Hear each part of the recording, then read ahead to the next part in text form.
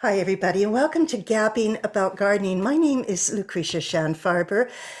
This is our gathering, our Zoom gathering for gardeners. This is the way we actually get to show up together during these times when there is not a whole lot of opportunity to get up close and personal these days, but tonight we are. And we are blessed to have our Gabbing About Gardening teacher, Arzeena Hamir, with us this evening. Arzeena's topic is Jumpstart Your Spring Garden Beds Now. Now is about the middle of November, and a lot of people are thinking, wow, why would we even be thinking about our spring garden beds now? And Arzeena is going to tell us why and how to make the most of this season and move forward with building our spring garden beds. I'm going to tell you a little bit about Arzeena. Arzeena Hamir is recognized and appreciated as one of the best organic gardening teachers in British Columbia. She earned her bachelor's degree in crop science from the University of Guelph and a master's degree in sustainable agriculture from the University of London in England. Arzeena worked as a QSO volunteer in Thailand and as a researcher in Jamaica, India, and Bangladesh. She was the staff agrologist for West Coast Seeds from 1997 to 1999, and she served as the coordinator of the Richmond Food Security Society from 2008 to 2012. And in 2010, she helped launch the Richmond Farm School. Arzeena and her husband Neil moved their family to the Comox Valley in 2012, and they now run Amara Farm, a 26-acre certified organic farm in Courtenay. Their farm is a recipient of the Land of Plenty Award from the Comox Valley Chamber of Commerce. Arzeena is dedicated to mentoring young people entering the world of organic farming and gardening. She trains interns on her own farm, many who've gone on to start their own farm businesses, and she is a business mentor with the young agrarians. Arzeena also helps guide the growth of her community as the regional director of Area B in the Comox Valley Regional District. She served as a committee member of the Agricultural Land Reserve, Revitalization at BC Ministry of Agriculture, and as a board member at Investment Agriculture Foundation of British Columbia, which is a not-for-profit organization that assists BC's producers, processors, agribusinesses, and rural communities to develop their businesses. Recently, Arzeena joined Farmers for Climate Solutions, a national association of farmers working to advise and direct federal policy and to elevate farming practices across Canada. Arzeena's teaching style is relaxed yet thorough and invites participation from everyone involved. So tonight, the wonderful news is we're going to listen to Arzeena speak for about an hour, give her slide presentation. And if you have questions that come up as we go along, just type them in the chat room, please. There'll be lots of time. There'll be over half an hour for discussion and for asking your questions. We're not going to interrupt this presentation of Arzeena's tonight, but we will come back to your questions and have lots of opportunity and discussion. Again, a reminder that Gabbing About Gardening is based on the gift economy. We welcome and appreciate and depend on your contributions. I'll post a place where you can send an e-transfer to lucretia.shanfarber@gmail.com. I'll put that in the chat box. Thank you all so much for being here, especially you, Arzeena Hamir. Thank you so much for being here. And we will share the screen now and turn it all over to you. Well, thank you so much, Lucretia. That was so lovely and so nice to see everybody, and welcome and thanks for joining us on this a little bit of a cold, stormy night. It looks like clouds were rolling in my neck of the woods, and we are looking, it looks like a pretty heavy storm is coming through. So I appreciate everybody taking their time. I hope you're cozy and comfortable. I'm going to share my screen and start the presentation. And as was said, afterwards, lots of time for questions. So let me just hit that. So as was mentioned, we're talking about jumpstarting new beds for the spring, but starting them now in the fall. And there's a number of reasons why it's so much easier to do this now. So let's get started. And then hopefully, we get a lot of questions and it piques your interest if this is something that's new to you. So as was mentioned, I am an agronomist. I also am an organic farmer, but I started my my farming journey actually as an urban gardener.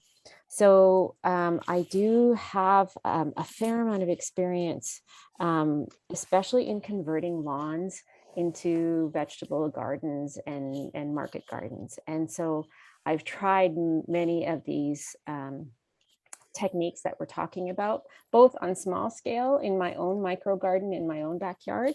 But I also used to do what's called spin farming, where you take, a neighbor or a person you don't even know who obviously agrees to this, you convert their front or backyard into a food producing garden and sell produce that you grow out of that and share with the homeowner, but it's a business. So I did a fair amount of conversion of lawn into gardens. So that's what I'm basing much of today's presentation on.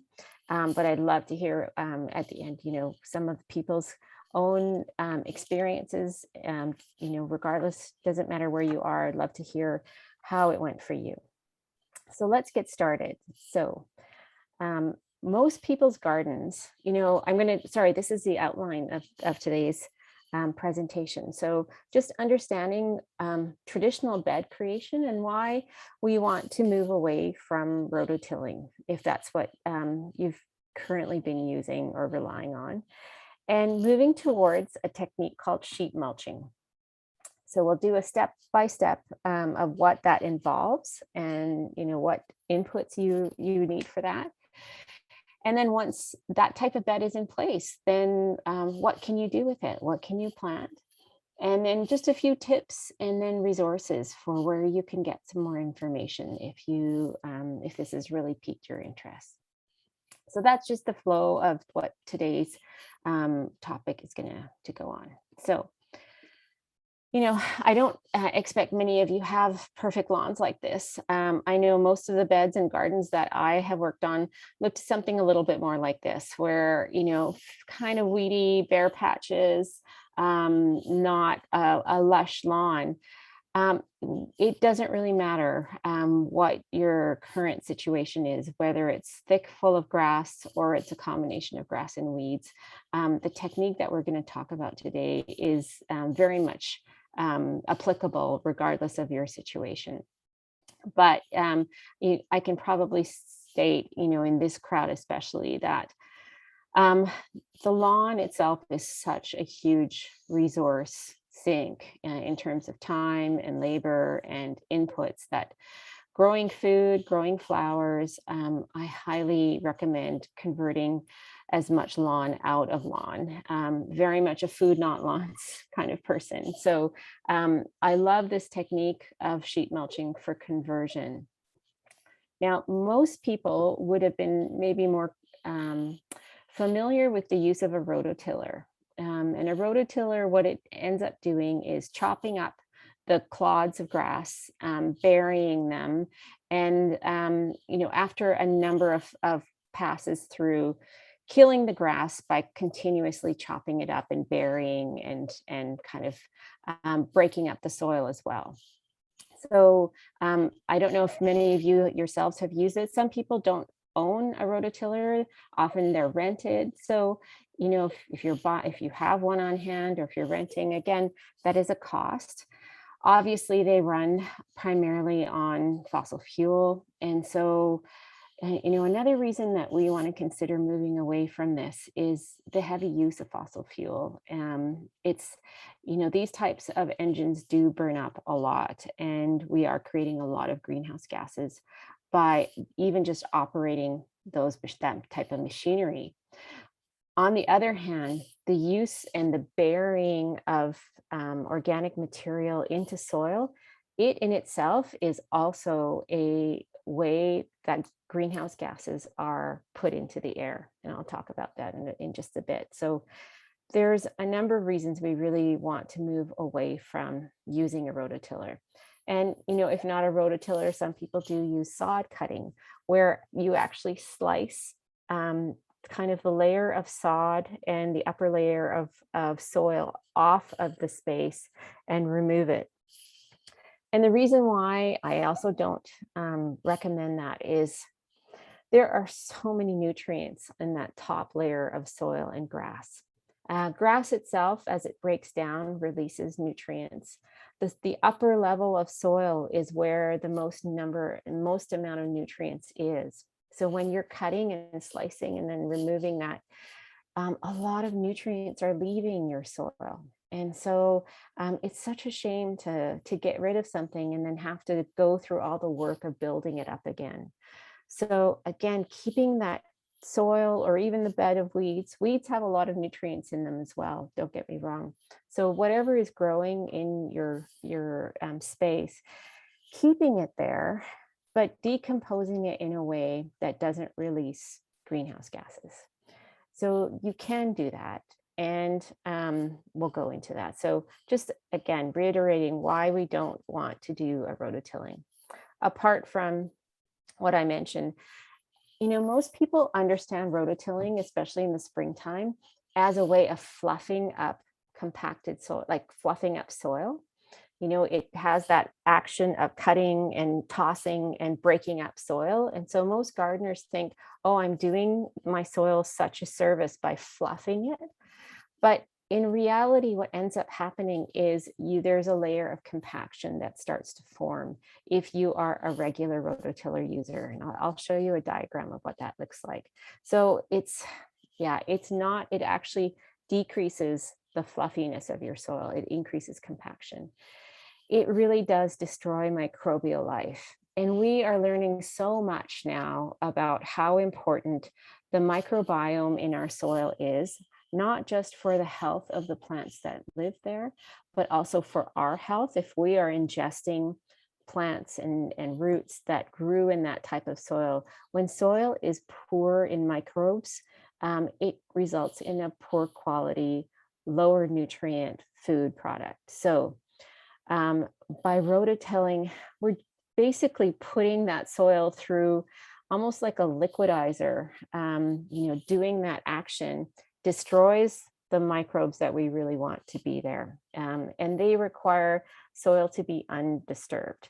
The extra addition of oxygen as the rototiller is coming through basically supercharges the system of decomposition. And so it does like put that soil almost through a blender, and the microbes, especially the fungi and their mycelium, they really get impacted quite badly by that action.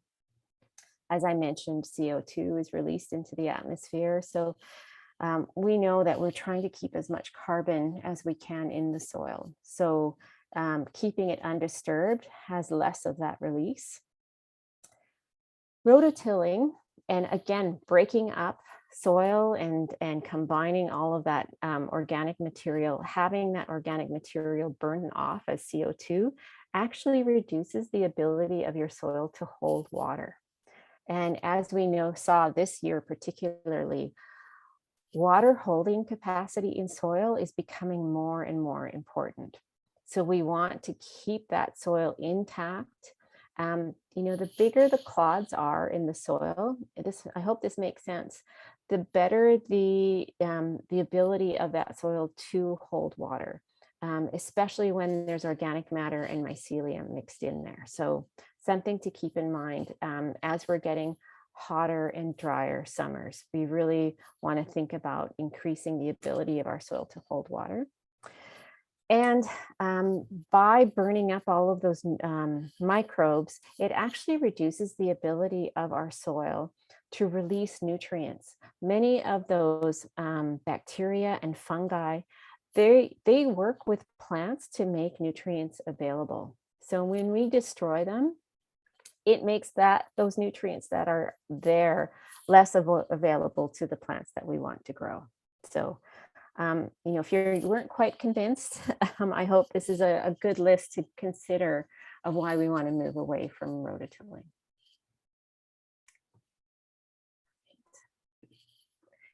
So I've just pulled this off of the Ministry of Agriculture in Ontario's website, just to show you what happens. On the left is a diagram of soil that has been continuously plowed or rototilled.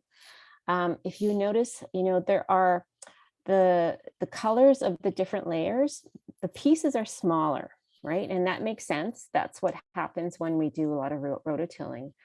However, you do form, especially if you're rototilling at a constant depth, you start to have compaction forming year after year at that very same depth. And you get what's called a plow pan. It's almost like a layer of pottery that forms year after year if you're continuously rototilling at the same depth. And roots can't penetrate that hard pan layer. Roots can't penetrate, water can't penetrate, and you get just a very poor soil quality. Versus on the right, an undisturbed soil where you have roots going quite deep into the soil. And as they grow and then die, they allow channels for water to move through the soil. They allow earthworms and other macro organisms to do the work. Instead, a lot of the things that we think we're so smart at in terms of rototilling, nature's already got them in our soils. Our earthworms, even ants, have a fantastic way of aerating soil that benefits the soil. They leave all kinds of glues and valuable ingredients in the soil as they move through it that our rototillers just cannot copy. So what we really want to see is more on the right side. A healthy soil has networks of roots and larger size clumps as well, so that there's better drainage. And I just want to point out one other difference, and maybe you didn't pick it up, but if you can look at the very top layer, on the right side, you have a darker, richer color topsoil. And as you rototill, you'll notice that the color of your soil lightens because that darkness comes from the carbon that's there. And as it burns off, the color of your soil changes. And here's an example of what that looks like in real life. On the left is a no-till soil from an agricultural field. And the very next door neighbor who practices tillage has this type of soil. So look at the color difference. The lack of organic matter is one of the big things. And the structure of the soil on the right is really poor, through constant buzzing and rototilling, breaking up all of the clods, you've actually created more of a pottery type of soil, which is really not conducive for plants to grow in. Low mycelium growth. It's not a healthy looking soil compared to what I hope, on the left shows more of what, especially for us here on the West Coast, would be more like a forest soil, deep, rich, lots of different ingredients and different things happening in them, earthworms too.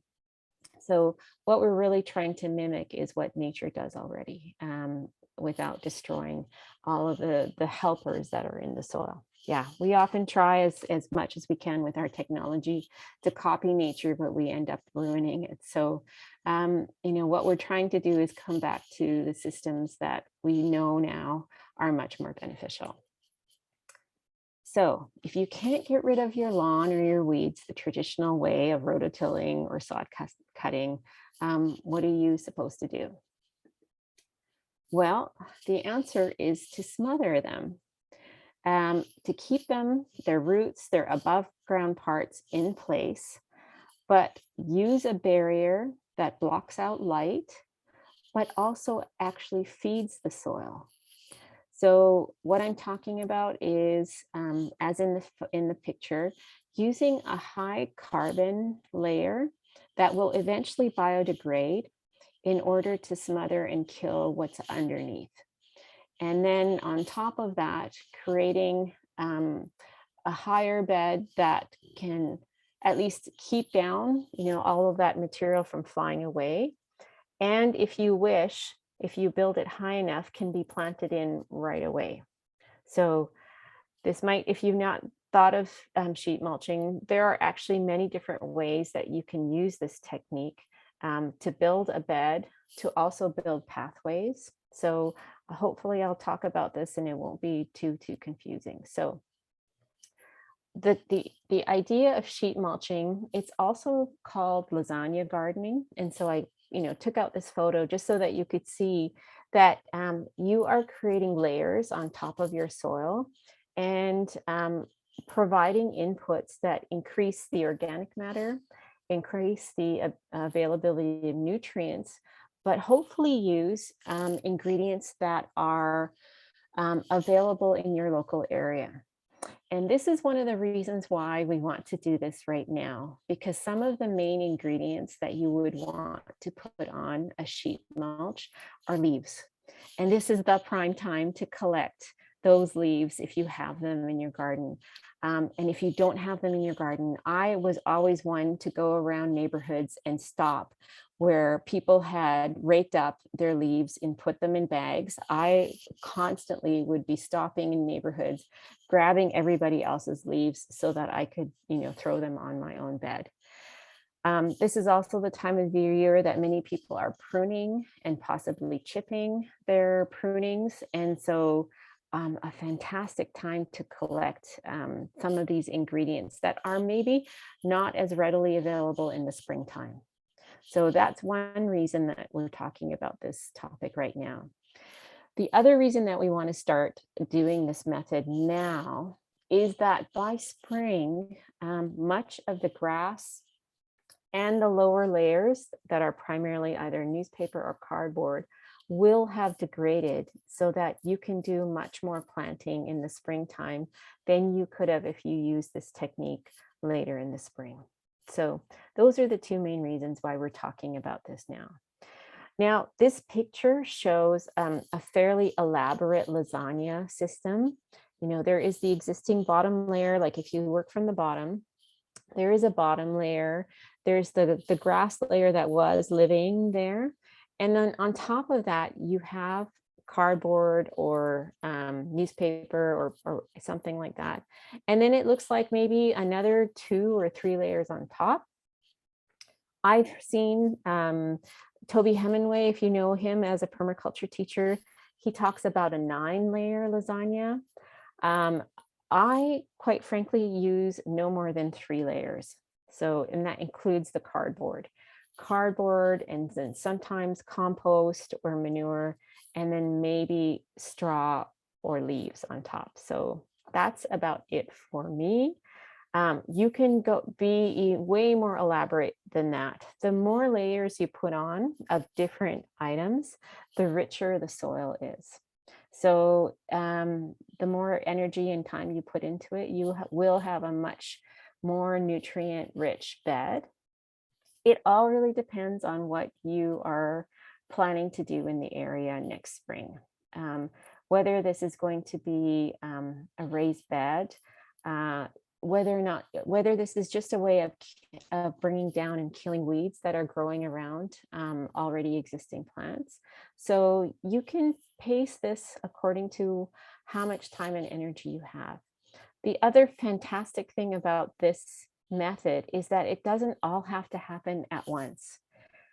You can put down a layer of cardboard and in a week or 2, come back and put down some compost. And then, slowly over the winter, build this lasagna. There's no rule that says this all has to be in at the same time. So what I love about that is it's so much easier on your back and your body. And, as winter weather is so unpredictable, you can save up some of these ingredients and wait for a better day when it's not sheeting down sideways rain. So those are some of the benefits of going in the direction of sheet mulching. So a few more benefits. It not only maintains the microbiology of the soil, it actually feeds it. And we'll talk about a little bit of what happens when you introduce this much carbon into your soil. Carbon is something that microbes love, especially fungi. Fungus, a lot of the decomposing fungi, they're constantly on the lookout for carbon sources. And it often in most gardens, that's sometimes the ingredient that we're missing. Like we put down a lot of manures, which are high in nitrogen. But if we want to see more fungi, and maybe I'll take one step back, because I think for the most part, sometimes gardeners are kind of scared of fungus. I mean, we think of disease when we hear fungus. I mean, that's what late blight is a fungus, and powdery mildew is a fungus. So sometimes we automatically think, oh, no, we don't want that. But actually, the types of fungi that are attracted to carbon, the decomposers, are really allies to our plants in the soil. And they're the types of microbes that we really want to see. And so sheet mulching really feeds those allies to the extent that, an argument could be made that they help outcompete and create an undesirable environment for the more pathogenic microbes to take over. So if you can imagine, the more diversity that you have in your soil, no one fungi or bacterium will take over. There's not enough space. So they help crowd each other out, keep each other in control. So that's what you want to see, a diversity of microbes, and sheet mulching really helps to feed and maintain that microbiology. Oops, a bit forward. We talked about how rototilling really decreases the ability of soils to hold water. Sheet mulching does the opposite by introducing all this carbon into the soil. Think of carbon like a spongy material, especially like if you can think of literally as cardboard starts to get wet and becomes that sponginess, like that's the type of material that will continue to hold water in your soil. And even as it's broken down and incorporated into the soil, and you don't actually see cardboard, it is acting just like that as it's incorporated in creating soil. So that sheet mulching carbon layers are fantastic at increasing soil's water holding capacity. The other thing that I love about sheet mulching is that you're recycling a lot of inputs that are often thrown away, or maybe they are going to recycling, but they're for the most part low cost or no cost. And I think as gardeners, like that's so fantastic. Gardening can be a bit expensive, especially if you have to buy a lot of inputs. So here's one technique that actually enables you to upcycle what's already in the community and often being thrown away, and keep it in the soil where it belongs. I'll maybe go on a slight diatribe. We are opening up a composting facility in the Campbell River area, primarily because not a lot of people are keeping their organics at home, right? Be it food waste, garden waste, it's all being pushed out. And, I wish more people would keep that material at home. It is so valuable for your garden. So here's just one way of reabsorbing a lot of those waste materials and keeping them at home and in the soil where they belong. And as I mentioned, this whole method can be done over weeks, over months. So as you have time, and for me, I love that, like not having the pressure of having to do everything all at once. doing it a little bit at a time. And I'll even talk about when you're creating beds, you don't have to actually create the whole bed all at once. Or if you can use this to create new edges. It's just a way of slowly converting lawn or weeds into a more productive space. So you can do it at your own pace. So much easier on your back, and back health, as I'm learning as I'm aging, is so important, because I want to be keeping, I want to keep gardening into my 80s, because that's, I would love to just be found keeled over in the garden, and that's me. You could just compost me right there, right? But that requires a strong back, strong knees. So, not having to hold on to a rototiller or a sod cutter like that. I still recall how painful that was on my back. Using that type of machinery, and this is so much easier. So, we'll talk about thank you very much, Lou, for these photos from your garden and school gardens that you've been working on. When we talk about sheet mulching, here's the step-by-step. The first layer, you are generally going to be using something like cardboard or newspaper. Some folks will use burlap if that's available to them. Burlap does take a bit longer to decompose. So I just want to mention that, but it is a possibility if you are not going to be needing that depth for a longer period of time. If you are needing to use sheet mulching as a weed smother rather than as a bed builder, burlap would be fantastic. But if you are hoping to eventually be growing something, especially deep-rooted like carrots, that need to be able to eventually make it into the soil layer, then cardboard or newspaper would be a better choice. If your lawn is fairly short, like if it hasn't grown too much, mind you, we have had a lot of warm, wet weather. So it's up to you. Generally, it's recommended to mow down your space as low as possible. But you know what? I've put this over tall grass as well, and it works fine, especially since we are talking about starting in the fall, winter. If it was the spring, then I would recommend you definitely cut down that green layer as short as possible, because it would take much longer to do this process. So cutting down your green layer if you can. If not, don't worry about it right now. And then my recommendation, your first layer is to be that carbon rich layer. So having cardboard or newspaper. Now, pros and cons to cardboard versus newspaper. Newspaper, for some people, it's actually more readily available if you are a paper reader. If you have it, fantastic. We don't get the newspaper at home. So for me to actually scavenge newspaper is actually very hard. I get a lot of cardboard coming through my farm, and just, we shop at Costco sometimes, and they have all of that cardboard available. So for me, finding cardboard is actually very easy. So use what's available and what you can get your hands on.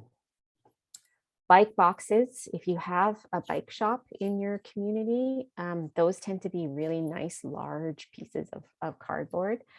Fridge boxes as well. So have a look around and see the types of stores in your community. They're often having to pay to get rid of that material. So that's another service that you can provide. So in this photo, Lou's put down cardboard, and a great example of making sure that the cardboard is layered so that there are no holes in between any of the seams. Because guess what? Weeds will find their way through that. They are amazingly, the whole system of them being able to find the little cracks and find their way up to the sunlight is so fantastic, and they will find any little holes. So if that means you need to put multiple layers of cardboard on top because some cardboard is perforated and has holes, that's totally fine. You can put multiple layers of cardboard down. That is fine. And what Lou's done is put some wood down, to hold it so that it's not flying away. So you can do this step and then walk away. if you have material put down so that the cardboard isn't flying away in the wind. The other thing that I also recommend, and we'll talk about this, is creating an edge. Because if you notice in this photo, all around the bed that's been created is grass. And so, and this is a, you can perfectly put a bed anywhere in your space. It doesn't have to be close to a pathway or an existing bed. You can put it smack dab in the middle of any lawn and create a bed here. That's the beauty of sheet mulching. But over time, the grass will try and merge into the bed. So creating an edge with either branches, some kind of wood, stones, or bricks is recommended if you think this is going to be the permanent bed and this will be the extent of it. Having that edge is, it's something easy to mow up against or use a weed whacker, and then it prevents the grasses and the other plants from creeping into the bed. Now, if you think that over time you're going to extend the garden and keep it growing, don't worry about the edge then on that side. But just want to point out that this is something that you might want to think about from the beginning. If that means maybe putting a little 4 to 6 inches extra on the width so that you've got that edge, that's just something to keep in mind. Okay. All right. Then I just want to point out, I talked about my mycelium. Mycelium love wood and carbon, as I mentioned. So this is just a photo. I love looking at, things breaking down. This makes my heart go. And the smell, I think folks know what this was probably smell like, right? It's got that forest soil kind of smell. So this is not something to be scared about. So I wanted to put this photo in case, because I've had people email me photos and freak out that, oh my God, there's something growing. And this is exactly what you want to see. And some gardeners do that. Like they'll peek through their layers in their sheet mulching and, check out and see what's going on.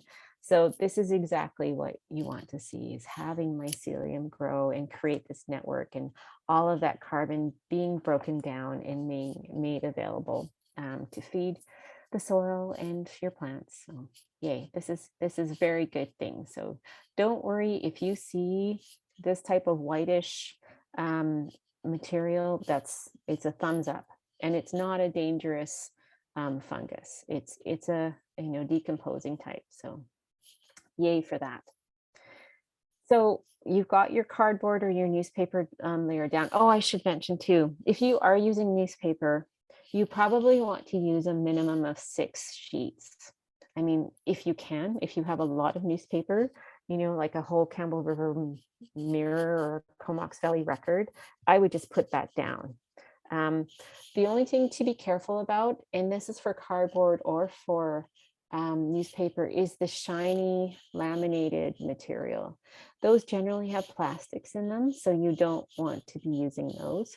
And for cardboard, waxed cardboard is not actually like a natural wax. Sadly, it's a plastic-based wax, so those don't go into the garden either.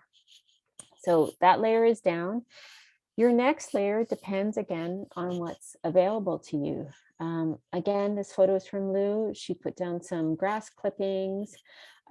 If you've got finished compost, like your kitchen compost, that's another great ingredient. Having what's called like a green layer.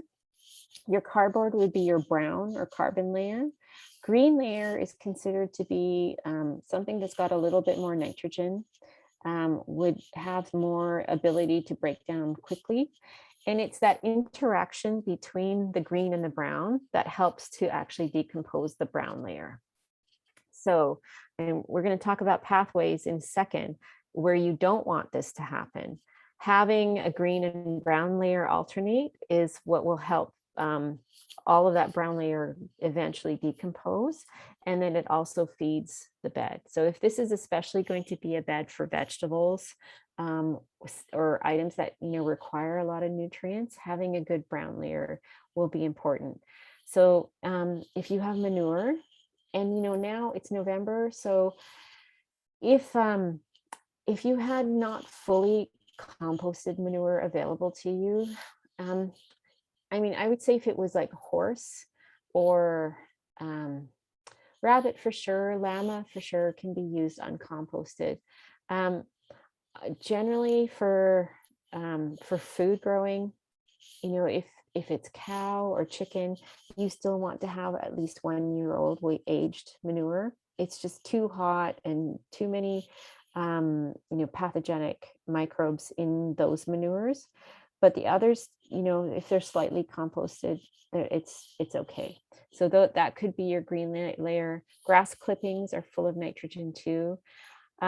Through the winter months is when a lot of gardeners collect seaweed. Now, the one thing about seaweed, it is a brown layer in that it decomposes very quickly, but it is very low in nitrogen. So if you are using seaweed, know that it has a lot of micronutrients full of boron and copper, and you know, it's a sponge in the sea. So all of the micronutrients that are just required in small amounts, fantastic for that. But nitrogen, it has almost zero. So put it in your bed if that's something you have access to, but don't depend on it for your heavy feeding crops. You will need to supplement with some other nitrogen source. Coffee grounds. Hey, I'm not going to judge if you have enough coffee grounds to fill a bed. I mean, hey, that's we all have our thing, right? But we know, like Starbucks and all, many of the cafes will give away coffee grounds, and so that's an option absolutely to put. I'll mention in one of the beds that I worked on in Richmond when I was spin farming, we had access to a tofu manufacturer who gave away the okara. So the pressed soybean, once the juice is pressed, the tofu is made out of the water, but the pressed bean is thrown away. So we made some fantastic beds alternating between okara, and there was a coffee roaster, and coffee has a skin on the outside of it that also comes off in roasting. So we layered those two. Holy smokes, did we have the most beautiful bed. So, you know, go into your community, see what's there, you know, see what waste products are around. These make fantastic fillers for the beds, especially for veggie beds. You can purchase things like alfalfa pellets too. So yeah, whatever's available and at your disposal. Okay. And then, you know, on top, you could stop there. You know, you can stop at just the cardboard and then a brown layer. The only thing is I find through the fall and winter months, having that rich, you know, layer of compost or manure or even grass clippings can sometimes invite weed seeds that are blowing in to germinate. So I do like to cover, you know, have a last layer that's also more carbonaceous. So straw or leaves are my two favorites, but chipped wood, like a lot of people are doing trimmings, especially with the storms. You know, if you see one of those wood, if you see, you know, trimmers going in around your neighborhood, you know, flag them down and ask them to dump their chipped wood in, because that wood chips make a great ingredient as well. Peat moss is an option.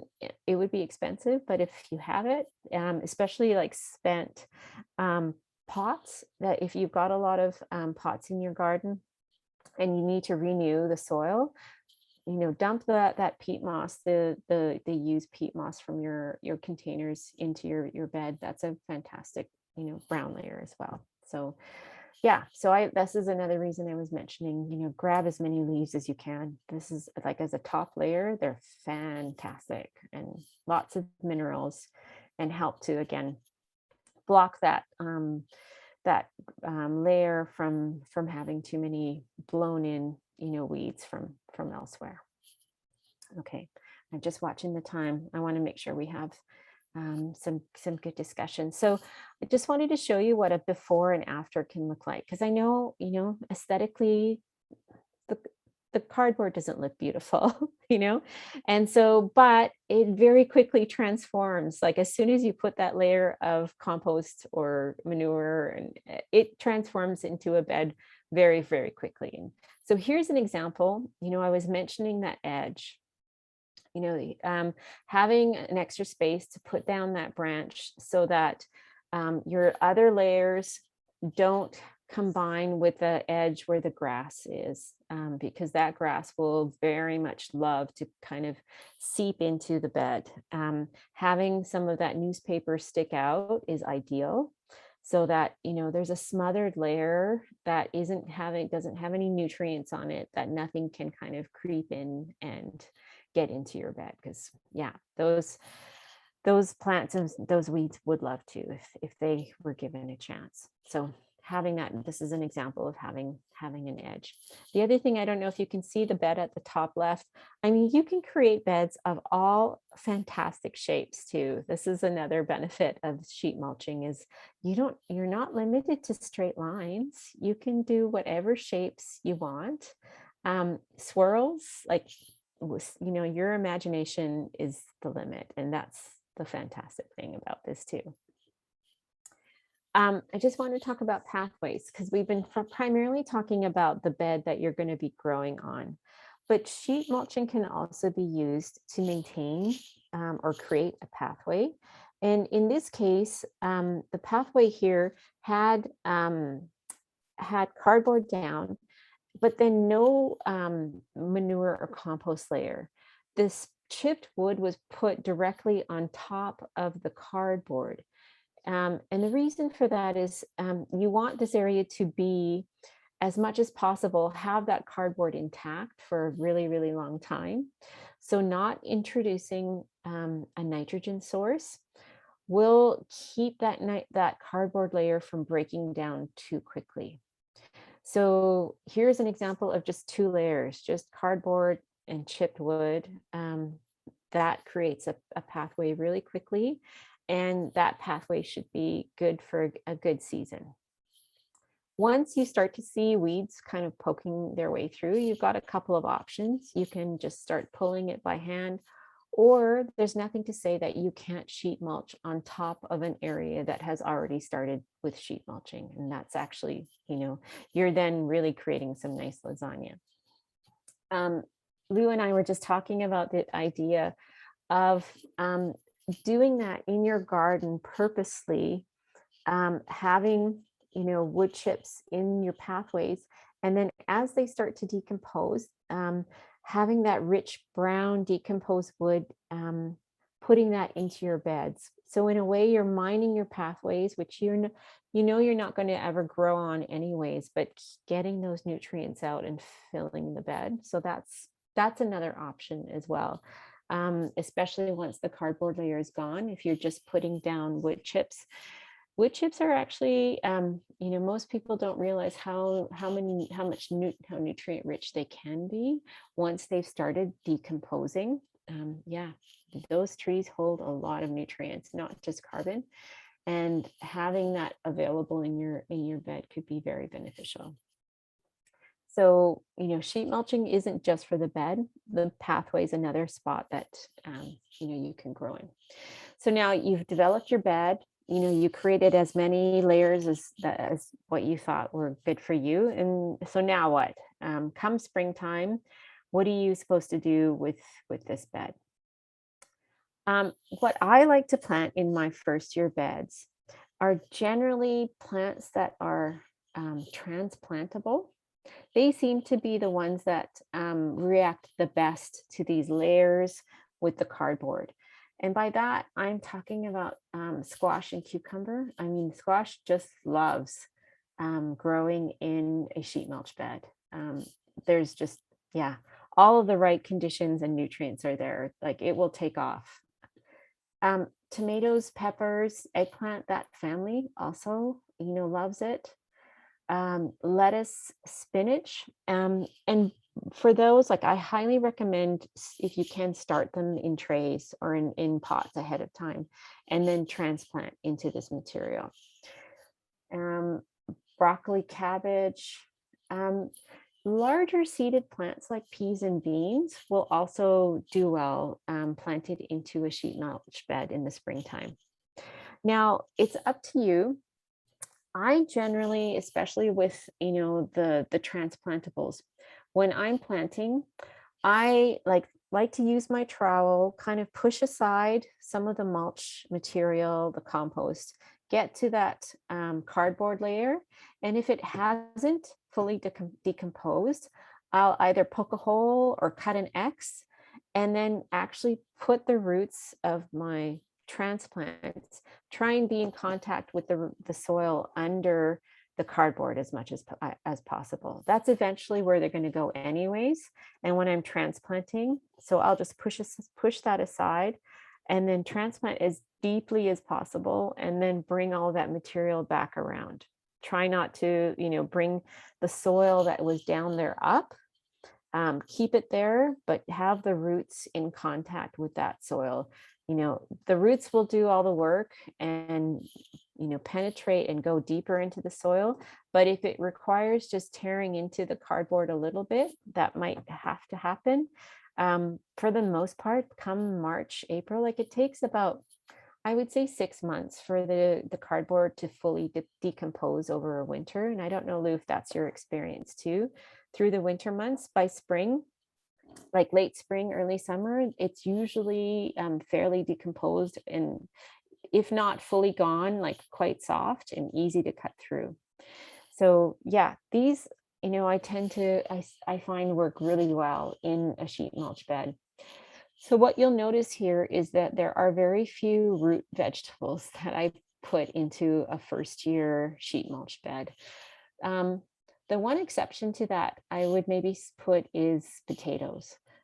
Because you're planting, that seed potato, you can do exactly the same thing I talked about with the transplants is, push the mulch aside, get into the soil and put your seed potato down there. But I don't usually grow carrots in a first year bed because carrots, like their roots are so fiddly and just so, as soon as they hit something that they have to do any kind of work for, they just stop and then fork and do all kinds of crazy things. So if I really needed to grow carrots, and so this is an option too, I would then maybe create a furrow and cut into the soil. So the soil is exposed and then, have put my carrots down there. But you would have to do that work of cutting into the cardboard. I find by year 2, you don't have to do any of that. Like all of that cardboard is totally gone. That's when you can put carrots into year 2 beds or year 3 or after that. But for first year, I tend to stick with these sort of plant families and these types of plants. Any flower too. I'm trying to think of a flower that you couldn't do this with, and I couldn't think of, so I've just put down any flower. Maybe in discussions, if something comes up, just do point it out. Here's another thing that I just want to point out is that this method of sheet mulching is fantastic for when you want to plant trees or maintain trees. So I use this method when planting whips. I dig a hole, do all of the things that you want, put my tree in, and then around the edge, like a collar around the tree, I put down cardboard and then layers of mulch and create something similar to this photo that I just stole off the internet. And it's a fantastic way of helping fruit trees in their first year settle in and not have to compete with grass, because grass really is so aggressive. And for young whips, it's difficult for them to settle in if they're having to compete, especially for water. So the mulching will kill the grass, help keep water in, and just create that environment of mycelial growth that trees also really love. And then as the tree continues to grow, after usually about year 2 or 3, I find it helps to put down another layer of cardboard. the thing to just keep in mind is when you are putting any material around a tree is to ensure that you're not creating a cone that's starting to rise up the stem. Because the stem really should not be buried under any kind of organic material. So you're kind of wanting to create more of a donut. And you can do that with the cardboard and put more of your nutrients, where the roots are around the drip line of the tree. The roots aren't close to the stem. The stem wants to be exposed to air and light as much as possible.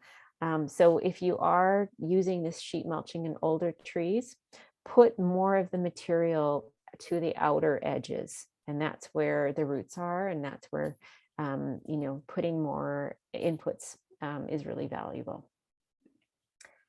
And I just took this photo today. So another type of plant that you can use to establish in using sheet mulching is something like raspberries or any of the soft berries, currants. So this area, you'll notice, see, I don't always practice what I preach. There's no edge here. So yeah, take my advice, but I don't often follow it myself. But this is a 3-year-old raspberry bed. And the nice thing about it is I never have to weed it. It's, once it was established using sheet mulching, I then, cut an X in, put my canes and space them. And really the only weeding that I have to do is the raspberry canes themselves, as they try and fill in the middle. So, I'll pull those as, fairly easily and then put in. So that's my job for the winter. And, I'm just waiting for a better day and some time. I will prune out, the whips that I don't want, and then put another layer of, I've got a big pile of wood chips waiting. Raspberries love decomposing, carbon, and I think they really respond well to mycelium. So they must have a mycelial type of relationship. And I have, very rarely do I have to feed them. I will put down a little bit of wood ash from the one wood stove that we have on the property, and that's the potassium for the berries. And helping to lower the pH, to increase the pH a bit. But in terms of weeding, like it's been a super, super easy bed to just maintain. Yeah, just the berries themselves. And that's taken for granted. So can't say enough about establishing raspberry beds using this method. So we're coming up to the end, and we'll go for questions. So just want to go over a few of the tips. Making sure you've got a good overlap in that carbon layer with either cardboard or the newspaper. As I mentioned, like you will, bicycle and fridge boxes, as huge as they look when you're grabbing them from the store, when you put them down on the ground, you're like, oh, well, that's not much space. 4 foot, 4 foot by 2 foot is nothing really on a garden bed. So you'll need many. So make sure you stockpile them. But there are definitely good boxes too if you've got someone who's a manufacturer, a store in your area that's got those. Stockpile them for sure. And if you can, try and remove as many staples and as much of the tape as possible beforehand. Otherwise, you'll just end up, having to kind of fish it out over time, which, is either good or bad. It's up to you. And then, as I mentioned, just keeping that edge so that other weeds don't creep into this bed that you've already created, that you're maintaining and spent a bunch of time and energy in. So yeah, in terms of tips. And I had the opportunity this afternoon to just, rewatch. I love Charles Dowding. If you guys don't know him on Facebook or on YouTube, I should say, he's from the UK. And so much of his advice is so well suited to our region in terms of weather and timing. But he has a YouTube and he particularly practices no-till. So even after establishing beds, the beds are not rototilled. He just puts in compost after there may be a little bit of forking. So having a broad fork or even just a regular potato fork, just to wiggle the soil. That's about it. So some great videos, and this one particularly was to start a no dig bed. That's the title. Have a look at that, because you'll be amazed at how quickly he literally does it in front of you. Has about 5 or 6 inches of material on top of cardboard and plants right away. He's doing it in March in the springtime, and he has planted right into it, and that's a possibility as well with those types of plants that he was talking about.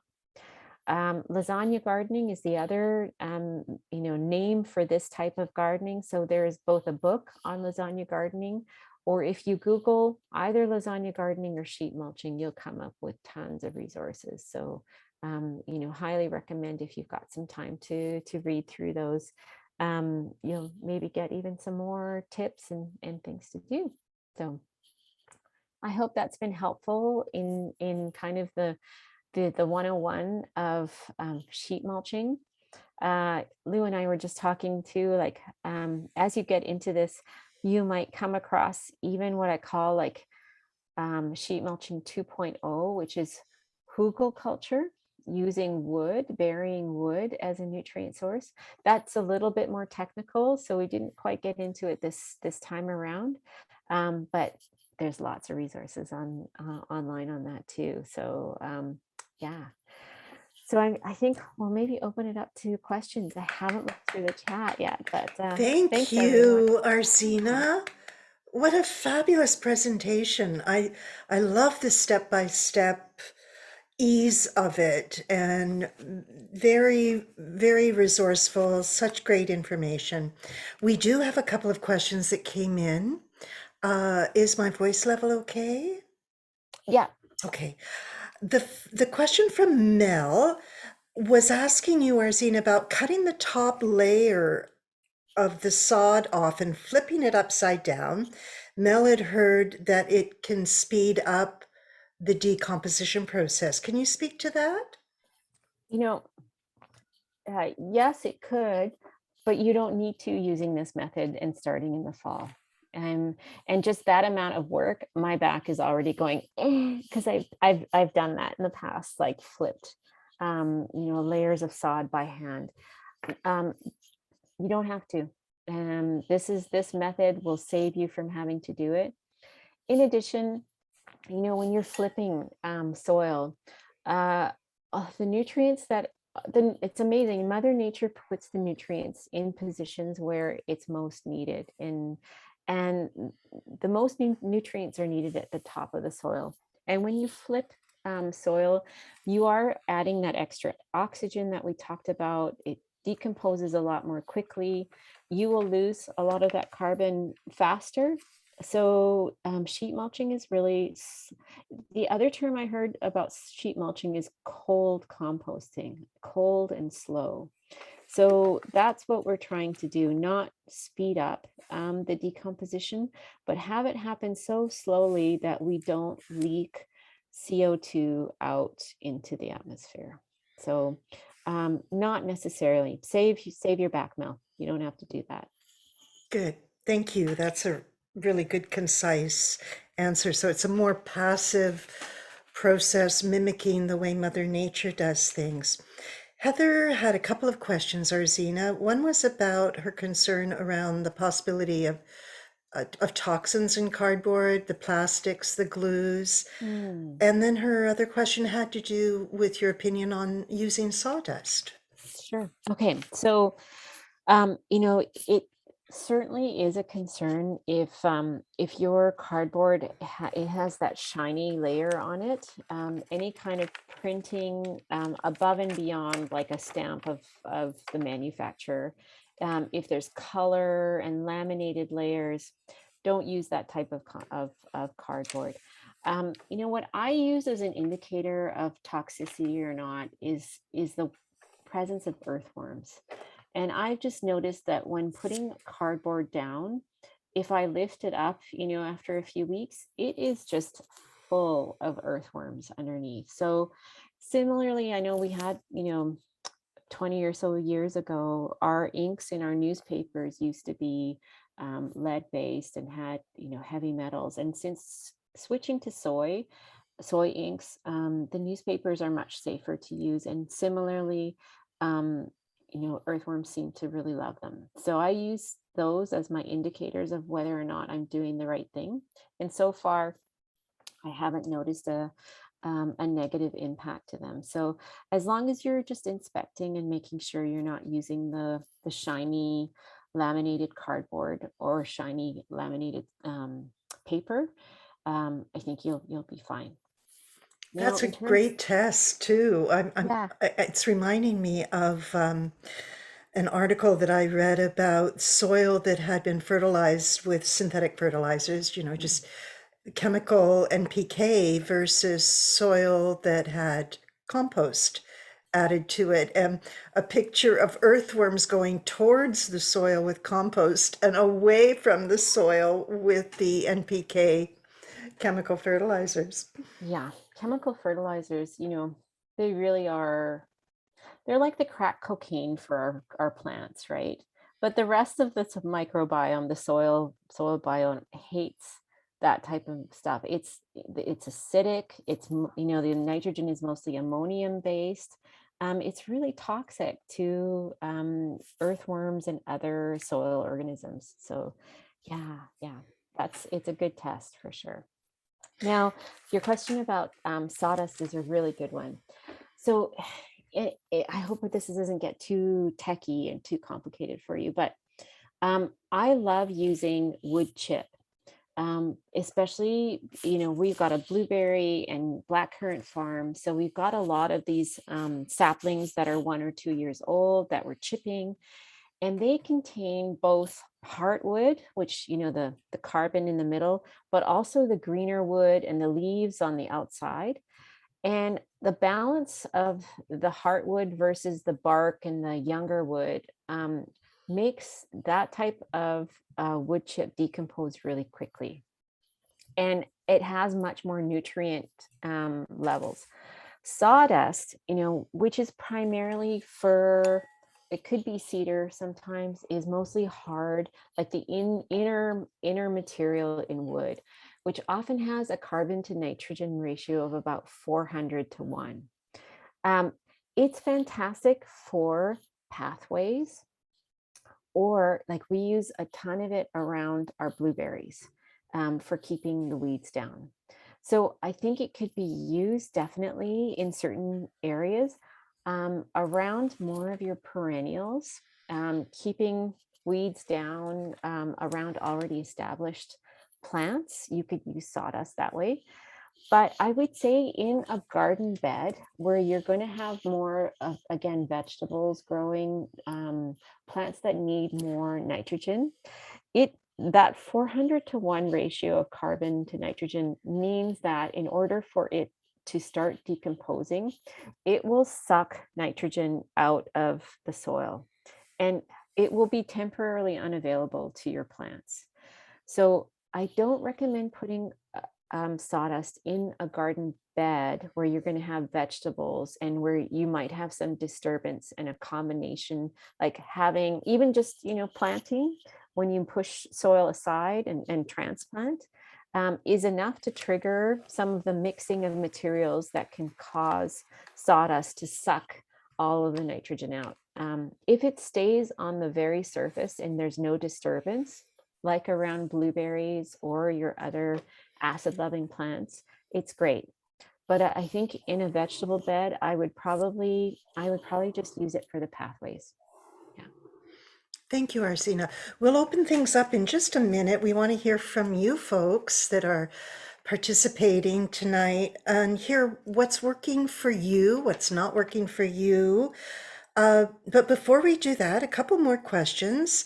One is about covering. After you've built everything up, Arzeena, are you covering it with a plastic drop cloth or anything to keep it warmer? Do the bacteria like a little warmth? How are you finishing it? Just with the carbon on top? Just the carbon on top. Couple of reasons for that. When you're doing this method in the springtime or in the summer months, I mean, honestly, this method can be used year round. You don't have to wait until now, particularly. But when you are doing it in drier weather, there's a lot of water that you have to put down to help all of that carbon start to suck up and become biologically active and available. So I don't cover with plastic over top. I just use, that layer of either straw or leaves, but everything else is just open to the rains that we have. Yeah. Okay, good. Good to know. Keep it moist. We got a great tip from Owen on Quadra Island saying that Thursdays are when the liquor boxes come in, get unpacked, and are there to pick up, and that he has found that there's minimal ink on them, which is fabulous. Let's see here. Chop and drop. A question about chop and drop. I still have a lot of yarrow and comfrey and mint, and there's still a lot of green going on. Yeah. How does that fit into the lasagna and sheet mulching methods? I might have to separate some of those things out. So comfrey, a definite yes, especially if it's mostly the leaves. Where you may need to be a bit careful is I know my yarrow and some of my comfrey have seed heads on them that if you were to incorporate into a bed would probably root and start growing, new plants. So that's where, and the mint too, where you might want to either compost ahead of time or put in a separate, like the heads, keep them separate and out. But the leaves of comfrey are so good in this system. They really provide a lot of nutrients. Any other prunings that don't have the ability to root are fair game. That layer of the photo that you saw of the grass clippings, you could just imagine that to be some of your chop and drop. Dandelion leaves, without the heads, totally good. Similar if you've got I know I've got a lot of dock leaves are totally fine on their own as a chop and drop and put that into the bed. Yeah. Just basically things that wouldn't necessarily root.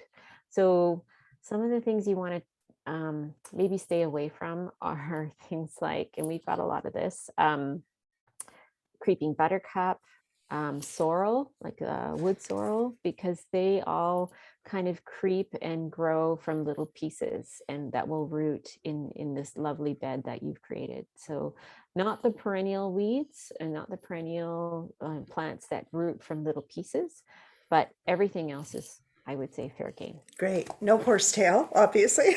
That's another one. Unless another technique to kind of deal with them is to put them into a giant bucket of water and let them kind of rot down until there's no life force left in them. And then you can water that in either in the springtime or, into the bed. So like those, I hate all of those nutrients going to waste, and weeds are such amazing accumulators of nutrients that, so one way to extract them is to let them rot in water for weeks, if not months, and then water that into the bed. Great idea. Yeah. It's so funny the words we use: drown, smother. Yeah. We a little sound bit so violent. right? A great comment from Lillian who says that they're putting in a vineyard at her place this year and they're going to use this no-dig method throughout the winter and build up her new beds to be ready to transplant the grapes next spring. That's awesome, Lillian. And she's been driving around the island gathering leaves, seaweed, everything else around that she can find. And fortunately, they have sand.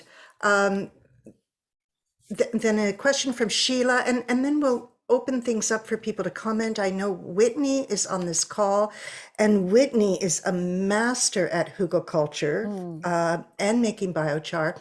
Sheila wants to know about putting sword fern in as a green layer. Yeah, no, You absolutely could. That's a lovely green layer that we have lots of access to in this part of the woods. And I just want to, go back to Lilianne's comment. Sheet mulching. If you, I know of gardeners who have literally created gardens on top of asphalt, if not bedrock. And created a growing space where there was absolutely none to be had, and you can do that using this method. So when you've got a high sand base the way that Liliane has, and the soil doesn't have the ability to hold water and nutrients, here's a way of kind of developing the water holding and the nutrient holding capacity is by creating these layers that will really hold on to those nutrients and make them available to the grapes. So that's a fantastic idea. So if you're challenged with really high draining soils, in some parts of the island and Quadra and some of the other islands do have very gravelly soils that don't hold water well. This is a way, like constantly adding layers and layers of organic material will really help you develop that water holding capacity that will take you through the really drought challenging times. Yeah. Thank you. Thank you for that comment, Liliane. And the question from Sheila is great. If you want to speak directly to Arzeena, you're very welcome to unmute. If you have a comment, we'd love to hear what is working for you, what isn't working for you. This is a really good time for sharing your experience as it relates to this topic, or pretty much any other topic at this point in the evening, right, Arzeena? Absolutely. I mean, this is where I learned too. So if anyone's got experiences, like things that worked, things that didn't work, yeah, I would love to hear. Well, one of the things I'm enjoying, just while everybody gets over their shyness and jumps in here, and I invite Lillian to unmute and make her comment there. But what I've really appreciated this evening, Arzina, is the way that you've demystified the whole sheet mulching and lasagna beds, because it seems beyond us. We're so indoctrinated with the rototiller culture and with the double digging culture, and just with the digging culture. And so to completely shift away from that and, as you said, start to mimic the way Mother Nature is layering the earth. When we walk through the forest, it's just layer and layer and layer of those leaves and needles and trees that have fallen down, right? Absolutely. And there may be a dead fish in there, a dead salmon, something, that's the other nutrient source. So very much mimicking, what happens in nature. I can give it just a small bit of like one area that I have had problems with. For smothering grass, sheet mulching is fantastic.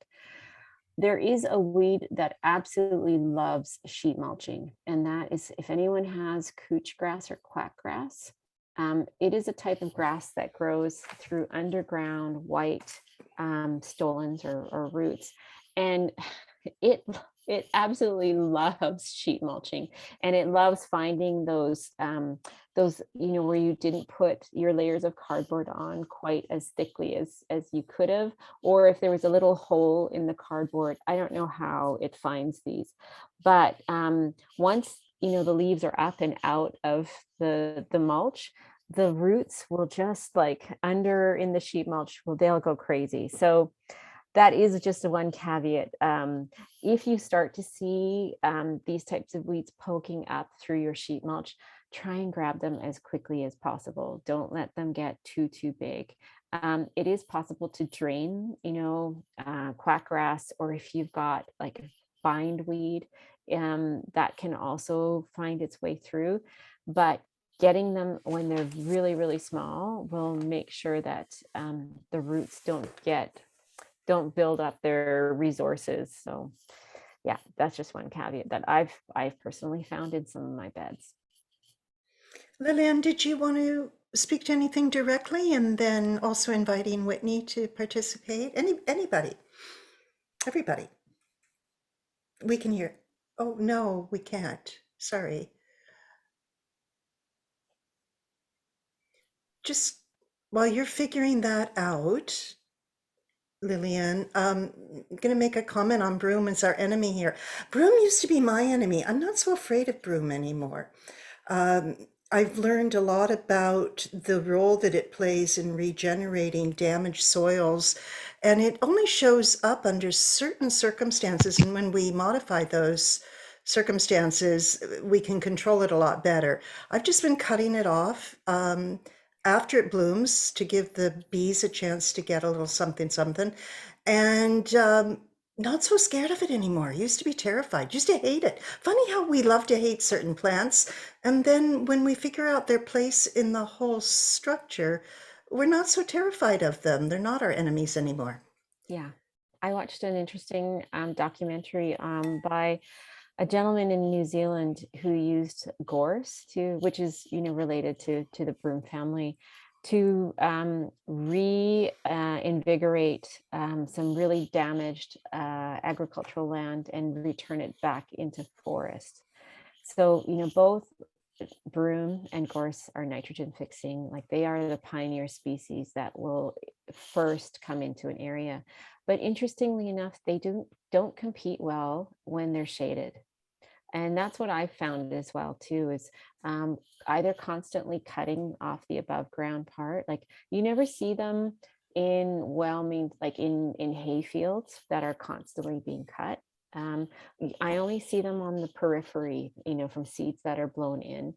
And once the vegetation starts to grow over broom, it dies out, and all of that nitrogen fixing then feeds the other succession plants. So Mhm. yeah, I too am not I'm not quite as scared of it either. Lillian, did you? Can you hear me now? Yeah, Yes. you're good. Oh, good. Okay, perfect. It was my headphone. Yeah, so we thank you, Arzeena. You're always amazing at all these Zooms. Yeah, so we basically started with a clear cut. So over the years, it's been almost 30 years now where we've Wow. transformed everything. So I've been using a lot of the material. We're, breaking barks and ferns and everything else that I can find. So, but yeah, so I've got about 2 acres of grass. I've got 15 acres. So we've got about 2 acres of grass now open, and we've had to push the broom back. Luckily, my neighbor has the machine. So Mhm. we're now we'll be doing the vineyard this year. So we've got the grapes growing already in a fenced area, but we're going to be transplanting it where it's actually going to be. So it is slope, it's perfect exposure, but I've got about maybe 6 feet of sand. So, it's no problem with drainage, but it's a question of retaining. So we're thinking maybe we might do a row of rhodo at the bottom. So maybe just to collect some of the moisture. And then, so that's what we're doing. We're actually going to be doing the lasagna method to build our beds all through the winter and then plant in the spring. So Nice. it's fun. It's a challenge. Yes. For you, I'm just wondering, because you are doing it on such a large acreage, leaving yourself space to potentially use machinery to help Yeah. you do the mulching. Yeah, like a Yeah. side row Yeah, mulcher. we're making drills. The fellow that I'm with now was a vineyard gardener for 9 years, so he has lots of experience. So we've measured, it's all marked already. We've measured, we've got a large tractor and trailer, and yeah, it's all planned. We're just, I'm just, I've been watching the rain. It's like, okay, it's not raining today. We're gonna go out Yeah. there. Well, So, at least you're not drowning, because my no, blueberries, there's like exactly. 4 inches of water in the pathways. Yeah, There. it's So been a lot of water for a lot of people. We're actually pretty lucky. We get a lot of snow because we're a little higher, but it's fine. But anyway, today was just finishing putting the garden to bed and putting on my layers and nice. stuff. Beautiful. Yes. Thank Yeah, you. so Good luck you'll with that. yeah, it's The fun. vineyard, very exciting. Hope to hear more as you progress with that. Yeah, that's gonna be our second one. We've got one in Granite Bay already. So That's fabulous. Listen, I want to make sure we get a chance to hear from Whitney, because I've been so impressed with the work that Whitney, you're doing on your property. I've visited your 5 acres.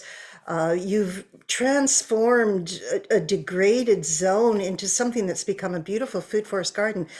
And I actually am really looking forward to having you as our guest garden teacher related to hugels and biochar and food forest gardening. But can you just speak to how you're approaching your building of beds in your zone, which did not have fertility at all? Yeah, can you hear me? Okay. Um, so we started pretty much on a gravel pit. There's a gravel pit behind us, and they had extracted material from our land for quite some time. So we were really down to the subsoil. So Alder had moved in to start restoring that soil, right? Like it's a pioneer species like broom. So it's there for a reason. So that was our resource, that and a huge amount of water moving through that landscape, because it's just gravel and there's such a hard pan catchment above us. So hugel culture was really the way to go, because sheet mulching, it's a huge amount of material, but you are sort of hoping that the roots get down into some sort of existing soil, and when that soil is not there, it's hard to bring in that much material. So the material that we did have to work with was wood. So that's certainly where we started using what was local to us. So did a lot of hugel culture beds, and we're 5 years in and continue to build hugel cultures as we work our way up. But in our garden, it's incredible. I mean, alder's a fast breaking down wood, but the amount of soil that we've been able to build in the kind of 4 years that our garden has been there and expanding every year has been really thanks to that and chipping and and sheet mulching with materials whatever we can get, as Arzeena went over. So actually you. I have a question for Arzeena. Arzeena, we've planted a lot of fava beans this fall and winter, and I'm kind of wondering, some of them are flowering, huge amount of flowers right now, and I don't think that they'll set beans. Is that normal for when you're planting in the fall, or? I've only ever planted fava beans in November. So I've never planted them earlier than that. Yeah, would they? I don't know if they would set. They might. I mean, there I are. can speak to that. Yeah. Yeah. Oh, good. My Yay. fava beans are 3 feet tall and are covered in blossoms.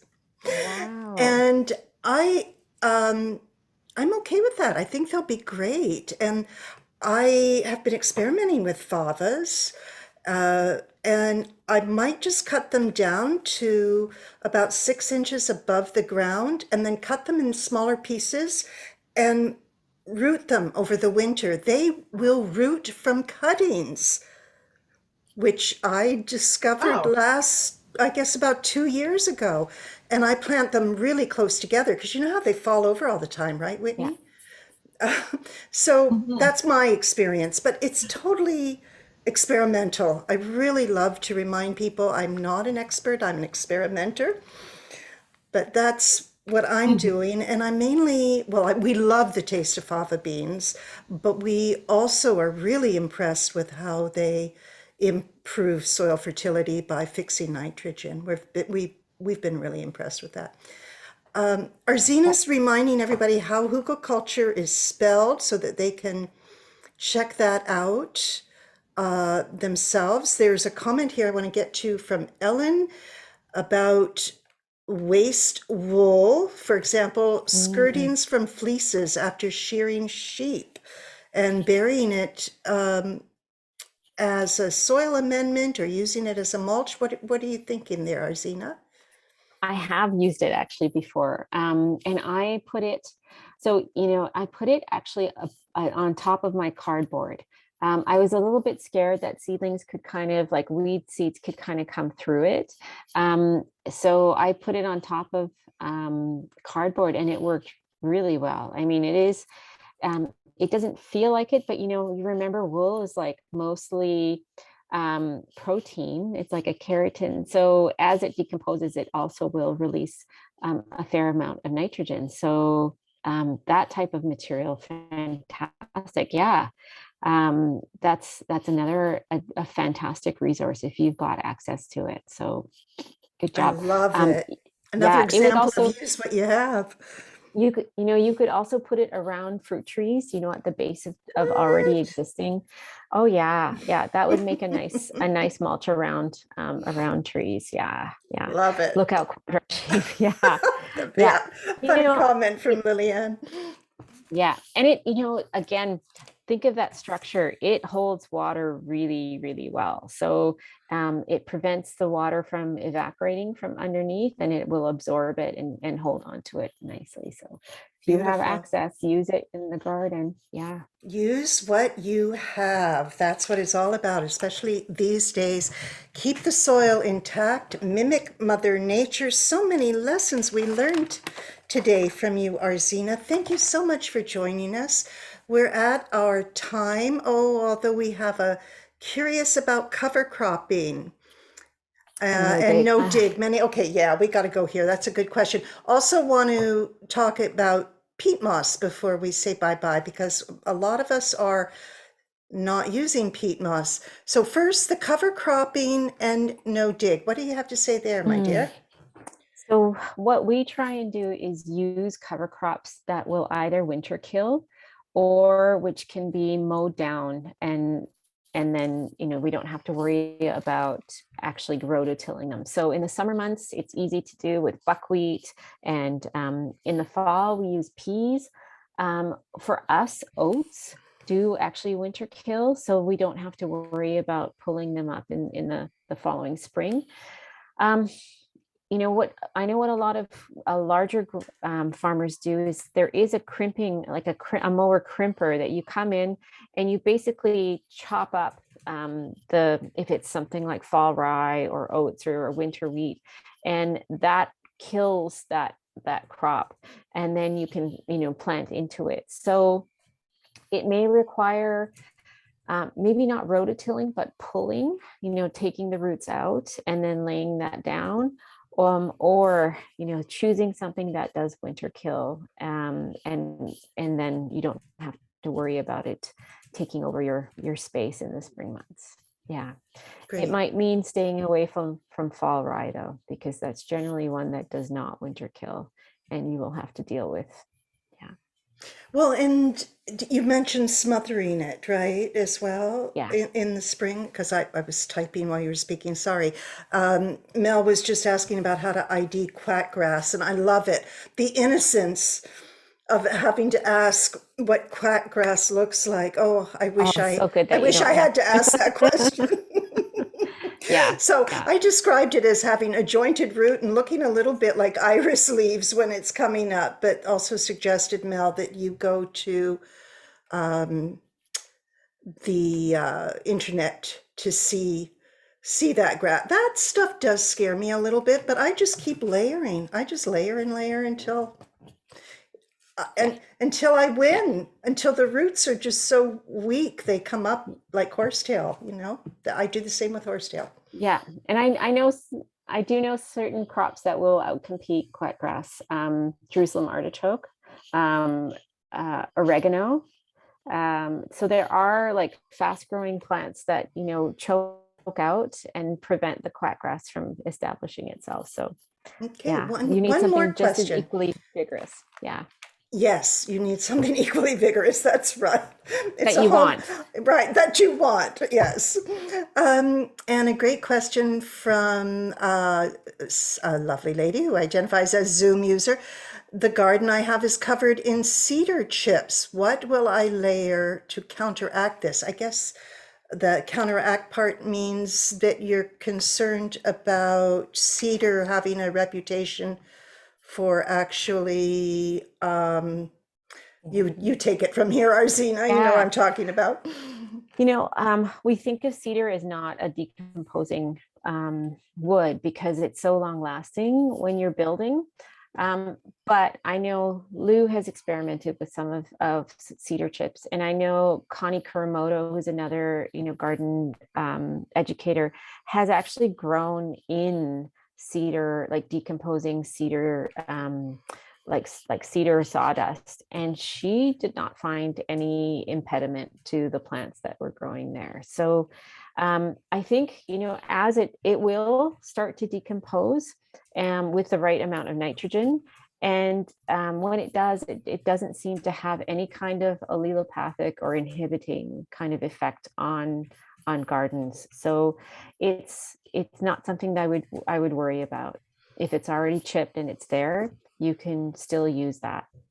And I'll admit that my day today was partly spent mining my cedar pathways that are about 4 years old and having the most beautiful mulchy soil from layers of cardboard and cedar that I put there over the years. And I'm very happy with the results, and things are growing in it very, very well.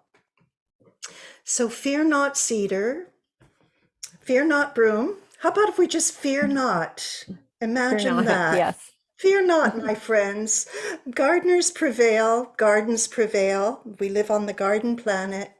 Let's make the most of it. Again, thank you, my dear Arzeena.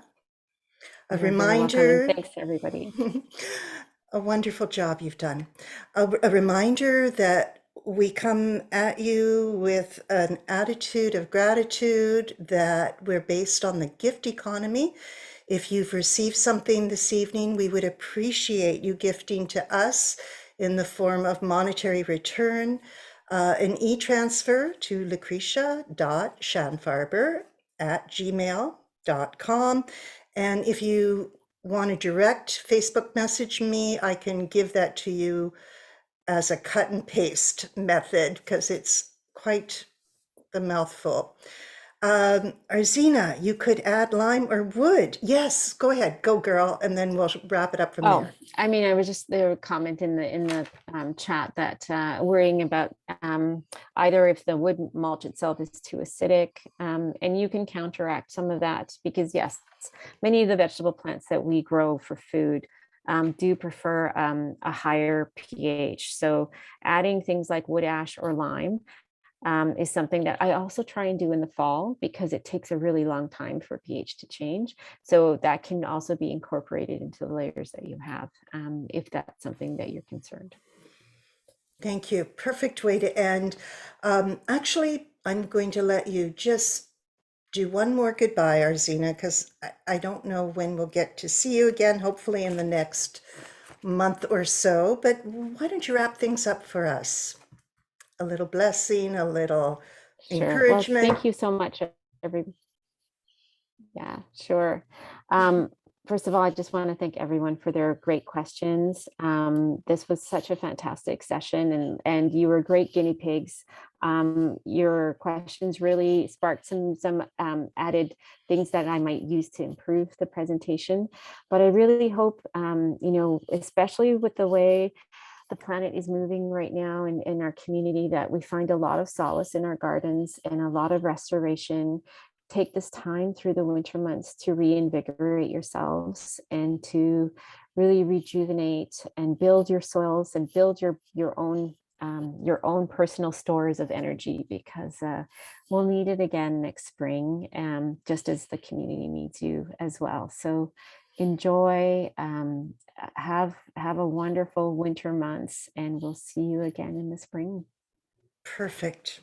Many blessings, everyone. Thank you, Arzeena. Thank you all. We'll gather again soon.